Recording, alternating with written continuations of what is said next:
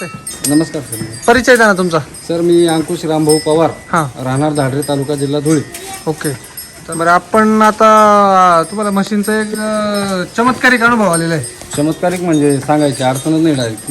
बरं. ज्यावेळेस गावात पहिली मिटिंग झाली होती हां हां हां. त्यावेळेस तुम्ही ते सॉईल चार्जरवर मिटिंग घेतली होती. बरोबर. पण त्याच्यातच अचानक तुमचा विषय झाला की आमच्याकडे एक प्रोडक्ट म्हशी आणि गाईसाठी पण येऊ असतं हां हां हां. ते मिल्क चार्जर म्हणून. बरं. त्यावेळेस माझ्या 4 म्हशी, हां चौघांची कॅपॅसिटी एवढी खराब झाली होती. हां तुम्ही त्यावेळेस न भेटले असते. हां. त्याच्यात एक म्हैस आमची दगावली त्याच्या 8 वर्ष अगोदर. बरं. पण त्याच्यानंतर हां. या 4 म्हशी आज पण त्या मिल्क चार्जरच्या याच्यानेच जगतायत.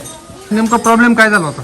उन्हाळ्यात मी थोडं चाऱ्याचं नियोजन चुकल्यामुळे हां. मशीनचं पचनक्रियाच खराब झाली होती. बरं. आतडी म्हणजे काजळी पडल्यासारखं झालं होतं. हां हां. हे दिल्यानंतर थोडंसं चारा वगैरे व्यवस्थित खायला लागल्यात बरं. आणि अगोदर शेण येतं थोडंसं गौरीसारखं निघत होतं. हां हां. नंतर पचनक्रिया चांगली झाल्यामुळे त्यांच्या अंगावर चमक पण चांगली आली. हां हां हां हां हां. आणि आज त्या गोष्टीला 2.5-3 महिने झाले फक्त. बरं. 3 महिन्यात म्हैस 8.5 ते 9 लिटर दूध एका टायमाला देते. बरं. हां, राहिली गोष्ट चारा वगैरे व्यवस्थित खाते आणि बाकी काय अडचण नाही तिची आता. म्हणजे एकंदरीत वापरून तुम्ही 100% बिलकुल 101% समाधानी. हां, समाधानी. ओके. आणि समजा तुम्ही वापर कसा करता त्याचा? सकाळी 100 ग्रॅम आणि संध्याकाळी 100 ग्रॅम. सकाळी 100 ग्रॅम, संध्याकाळी 100 ग्रॅम. डॉक्टरांची काय तुम्हाला प्रतिक्रिया आल्या? नाही, त्यांनी नंतर मग ज्यावेळेस मी त्यांच्याकडे ते मिनरल मिक्सचर मागत होतो ना, हां ते म्हणे तुम्ही आता जे रेग्युलर आपलं सॉईल मिल्क चार्जर खाऊ घालताय ना, हां हां. तेच चालू द्या म्हणतात थोडे दिवस. तेच चालू आहे म्हणजे डॉक्टरांचा तोच सल्ला आला. मग अनुभव तीच खात्री असते ना. अनुभव तीच खात्री असते. बरोबर आहे. आणि सर कसं आहे, हां. आपण मी त्यांना बरेच वेळा विचारलं बरं का. आणि राहिली गोष्ट आता आमचं दूध डोळ्यात मावा काढतात त्याचा. बर 100 ग्रॅमला जवळपास 18-19 तोळा मावा यायला पाहिजे. बर. त्याचाही रिझल्ट चांगला आहे तिथे. म्हणजे मावात बी रिझल्ट. फॅट मावा आणि दुधात कस भरपूर आहे. दुधात कस भरपूर आहे. म्हणजे हे जे जाड दूध आहे ते. जाड दूध आहे आणि त्याची थरी वगैरे व्यवस्थित भाकरीसारखी तरी येते. भाकरीसारखी तरी येते. अच्छा. बर बर बर. तुमच्या इथला मित्राचा बैलाचा काय अनुभव? काय लंपी झाला होता? लंपीचा आजार झाला होता त्याला. हां. तो जवळपास 15 दिवस खाली बसलेला होता. बर. त्याला आम्ही ते एक स्टँड वगैरे बनवून दररोज उठवायचा प्रयत्न करायचो. 25-25 लोक जायचे. हां हां हां. मग आम्ही जवळपास 4 डॉक्टर चेंज केले. बर. 4 डॉक्टर चेंज करून मग आम्ही सहज बसलो होतो तिथं. हां आमचे डॉक्टर आहेत हिरे नाना म्हणून. हां. त्यांना मी बोललो भारत सरांचा थोडा परिचय दिला आम्ही. हां हां हां मग नंतर ते म्हणे मग ट्राय करून बघा. हां 9:30 वाजता त्यांच्याशी बोलणं करून मी 11 वाजता सरांकडे गेलो होतो. हां आणि तिथून आणलं मी जवळपास मी 5 किलोची बॅग आणली, हां बादली, आणि त्याच्यातून 1 किलो त्यांना दिलं होतं. हां हां हां. आज त्या गोष्टीला 6-7 दिवस झाले. बर. आज बैल त्याचा उठला. त्याचा उठला. उठला बैल. हो. आणि त्याचं काय झालं होतं ना, 5-7 दिवस तो चारा खात नव्हता. बर. याच्यामुळे काय झालं, सकाळ संध्याकाळ आम्ही त्या गावाच्या पिठात त्याला देत होतो 100-100 ग्रॅम. हां हां. या हिशोबाने तो दुसऱ्या दिवशी तो रुटीनवरच आला चारा खायला. अरे बापरे. चारा खाल्ल्यामुळे मग थोडंसं त्याला वाटलं ते. आपल्या म्हशी बसल्या होत्या का?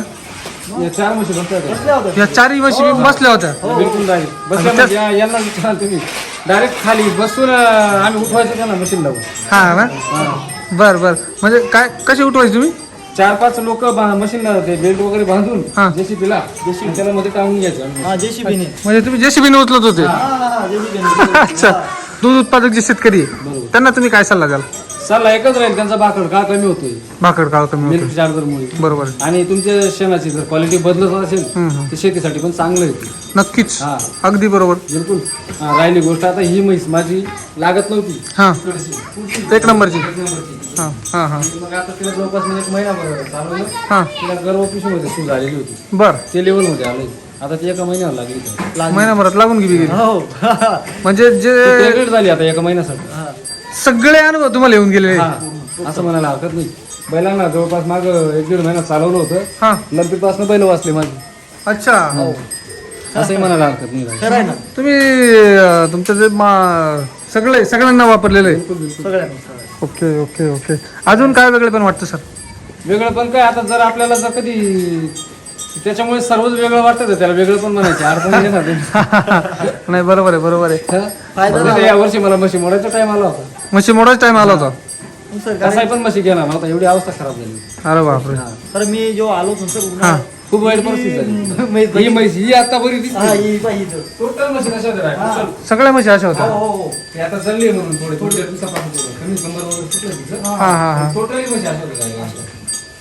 मग आता जे समजा आपण इकडचं बघितलं चांगलं आहे ना या हा, एकदम बेस्ट तब्येत आहे सर्व डाळे आता. सगळ्या रेग्युलर मध्ये आहे. उन्हाळ्यामध्ये जेव्हा बघितलं होतं सर म्हशी हा. ही म्हैस तर अशी झाली होती कंडिशनचीवाली. हा ती हिला तर उठता येत नव्हतं. उठताच येत नव्हतं इथं बसलेली होती ती जाऊ हा, बस, ह्या जागेवरती. जागेवरती बस अच्छा इकडे बसलेली होती हा इथं बसलेली होती आपण ही म्हैस खाटीत करून आणलेली खाटका हा. करून. नाशिकच्या मार्केटमधनं घेतली तुम्ही हा हा हा 27,100 ला. 27,100 बर ते म्हणजे तिला थेंब दूध नव्हतं घरी हा हा आणल्यानंतर हा फक्त घेतली म्हणून घेतली. हा हा हा, घरी आल्यानंतर हे मिल्क चार्जर 2-3 दिवस तिला रेग्युलर खाऊ घातलं. हा म्हशीला जवळजवळ सकाळी 1-1.5 लिटर दूध द्यायला लागलं. हम्म. परत 15 दिवसानंतर रेग्युलर म्हणजे ती 3-3.5-4 लिटर दूध द्यायला लागली. अच्छा हा परत त्यातल्या त्यात हा त्याच्यानंतर अवघ्या 15 दिवसात म्हैस लागली पण ती. बर 15 दिवसात हा आता 1.5 महिन्याची म्हैस लागलेली. अच्छा 1.5 महिन्याची म्हैस लागलेली आता ही आणि दूध पण परत तिचं 3-3.5 लिटर दूध द्यायला लागली खाली. 3-3.5 लिटर म्हणजे ते बेनिफिट आहे ना हा म्हणजे ते आतापर्यंत कसायच्या हातात होते असं म्हणायला अडचण नाही. त्याच्याकडनं आपण घेतली ती जवळपास हे जर मी रेग्युलर आता 12 महिने तिला चालवलं हा. पुढच्या वर्षी एका टायमाला तिचं 11 लिटर दूध काढेल मिळालं. मग आता एवढा विश्वास आला तुम्हाला आलाय ओके सर धन्यवाद सर हो.